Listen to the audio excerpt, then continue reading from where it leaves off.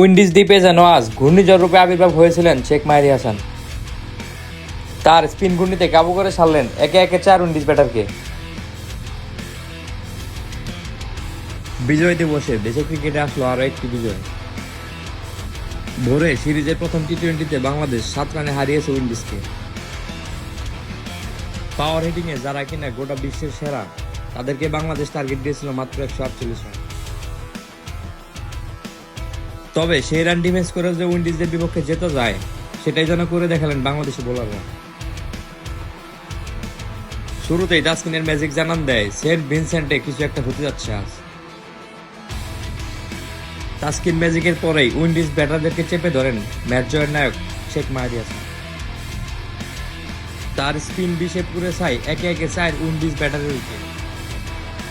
নিজের প্রথম ওভারেই 5 ball dot দিয়ে তুলে নেন নিকোলাস পুরানের উইকেট।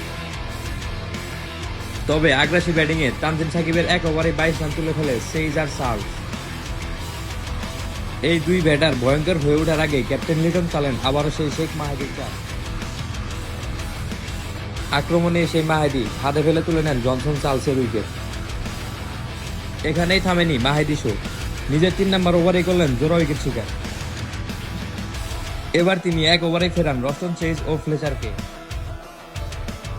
ক্যারিবিয়ান দ্বীপে যেন রীতিমতো ঘূর্ণিঝড় রূপে আবির্ভাব হয়েছিলেন এই স্পিনার।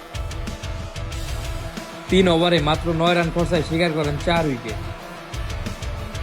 আর এটাই মাহেদীর কেরিয়ার বেস্ট বোলিং ফিগার।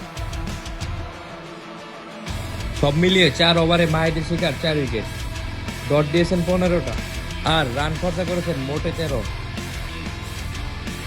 নির্দ্বিধায় বলাই যায় একা হাতে কেমন করে ম্যাচ জেতানো যায়, সেটাই যেন করে দেখালেন মাহেদী।